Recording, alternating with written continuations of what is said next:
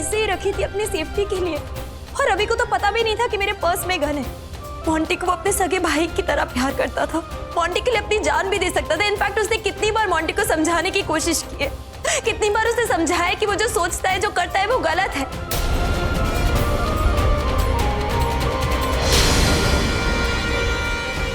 उसके बाद अचानक से लाइट चली गई और किसी को भी कुछ समझ नहीं आया। गोली चलने की आवाज आई और जब लाइट आई तब मोंटी मरा हुआ।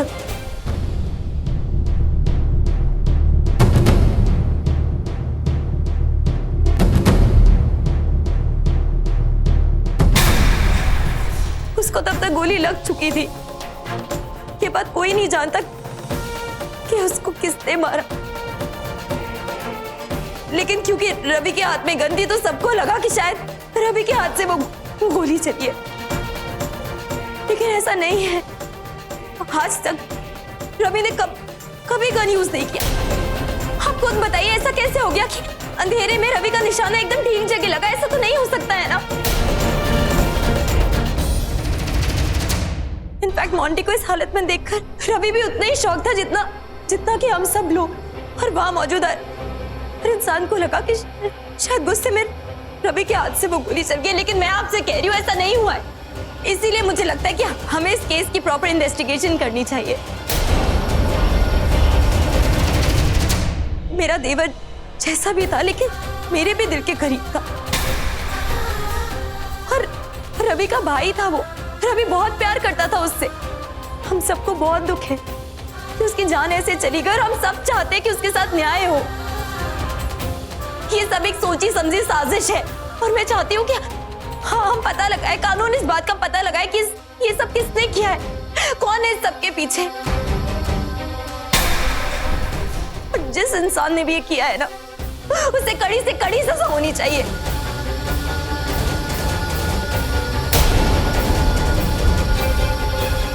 लेकिन मेरे पति को नहीं, क्योंकि बेगुनाह है। रवि ने कुछ नहीं किया, और ये मेरा प्यार नहीं बोल रहा है, ये मेरा विश्वास बोल रहा है। मैं जानती हूँ उसने आज तक कभी किसी के साथ बुरा नहीं किया है। आप खुद बताइए, अपने सगे भाई को सिर्फ गुस्से में आकर वो कैसे मार देगा? रवि ऐसा नहीं है।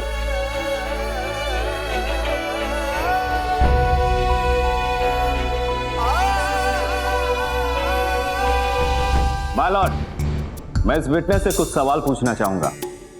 इजाजत है। Thank you my Lord. हाँ तो मिसेस देविका रवि गेरीवाल, आप अपने पति से बहुत प्यार करती हैं, है ना? हाँ, मैं अपने पति से बहुत प्यार करती हूँ, और एक पत्नी का अपने पति से प्यार करना कानून की नजरों में जुर्म है क्या? नहीं, बिल्कुल भी नहीं। लेकिन मैं आपसे बहुत इंप्रेस्ड हूं। क्या शानदार कहानी सुनाई है आपने अपने पति को बेकसूर साबित करने के लिए। वैसे आपको वो सस्पेंस नॉवेल्स पढ़ने का या फिर सस्पेंस फिल्में देखने का तो बड़ा शौक होगा। क्या मतलब है आपका? मतलब बहुत साफ है। देखिए, आपकी सोच कहां से कहां जाती है। एक सीधे साधे ओपन एंड शट केस को आप मर्डर मिस्ट्री बनाना चाहती हैं।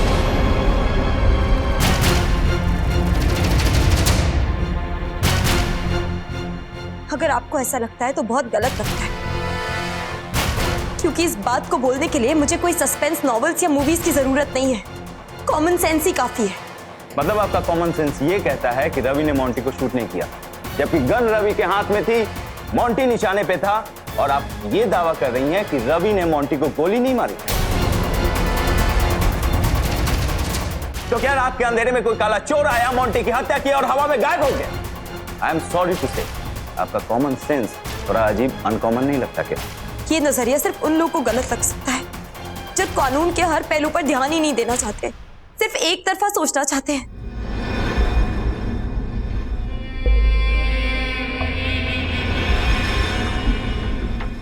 हाँ तो देविका जी, आपके पति ने मोंटी पे ऐसे ही गन तानी थी ना?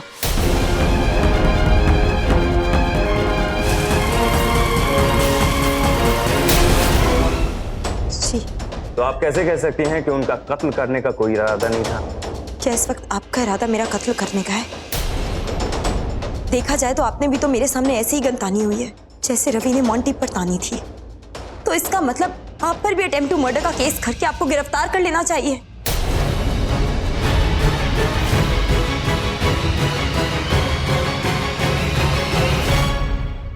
सिर्फ गन पकड़ लेने से यह साबित नहीं हो जाता है कि जिसके हाथ में गन है उसने ही गोली चलाई है।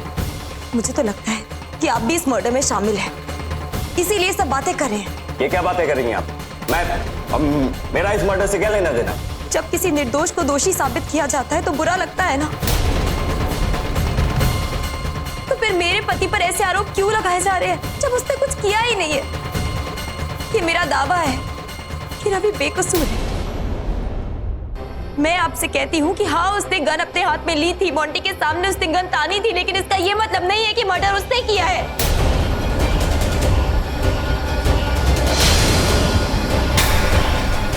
मर्डर उसने नहीं किया।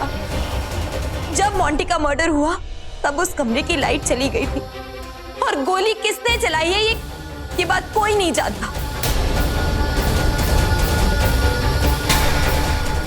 No more question my lord, आप जा सकते हैं।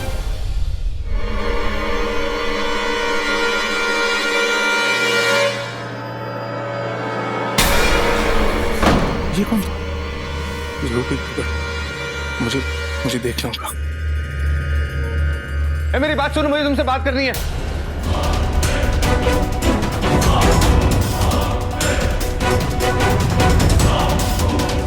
कहाँ चला गया? हमें तो यही था, ऐसे अचानक कहाँ से गायब हो गया? और आखिर ये था कौन? और मुझे देखकर भाग क्यों रहा था? और इसने अपना चेहरा भी ढका हुआ था, कुछ समझ नहीं आ रहा। ऐसे भाग रहा था जैसे कोई चोरी पकड़ी गई। कहाँ जा सकता है? माय लॉर्ड, हमने मुलजिम की पत्नी की बात तो सुन ली, लेकिन मरहूम मोंटी ग्रेवाल की पत्नी साक्षी ग्रेवाल भी इस अदालत में मौजूद है और उन्हें भी इस मर्डर के बारे में अपनी बातें करने का पूरा हक है। तो मैं मिसेस साक्षी ग्रेवाल को अपने विटनेस नंबर 1 के तौर पे विटनेस बॉक्स में बुलाना चाहूंगा। इजाजत है।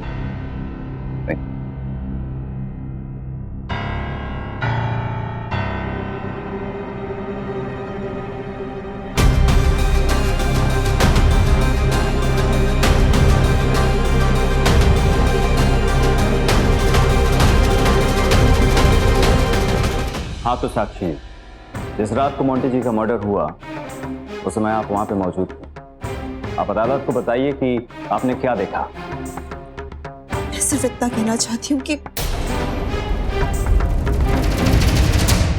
मेरी देविका थी, उन्होंने आज यहाँ पे जो कुछ बोला सिर्फ और सिर्फ अपनी समझ से बोला, जो उन्हें लगा, उनका नजरिया था।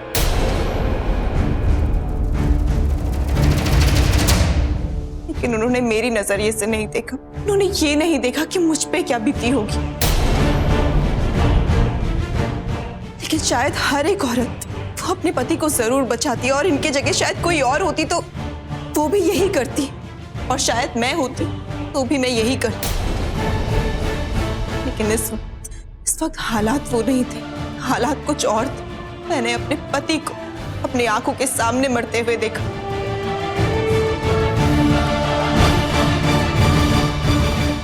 और इसलिए मैं अपनी देविका दी के ऊपर बिलीव नहीं कर सकती। मैं नहीं मान सकती जो वो कह रही है वो सब सच। भले ही कुछ चीजें सच हो, हाँ मैं मानती हूँ कि उस दिन पार्टी में मोंटी ने बहुत पी रखी थी और मोंटी और रवि जीजू के बीच में झगड़ा हुआ था। लेकिन मेरे और मोंटी के बीच में जैसा भी रिश्ता हो, मोंटी हमेशा मुझे सब कुछ बताता था।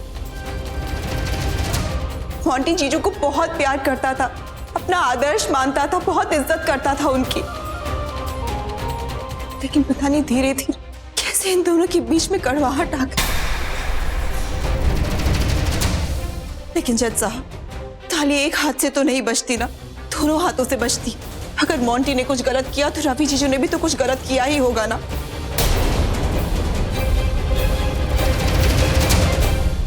मोंटी तो सिर्फ बड़ा बनना चाहता था, ऊंचा नाम चाहता था कि वो भी कुछ करके दिखाए। तो इसीलिए दिन रात मेहनत करता था अपनी सक्सेस के लिए।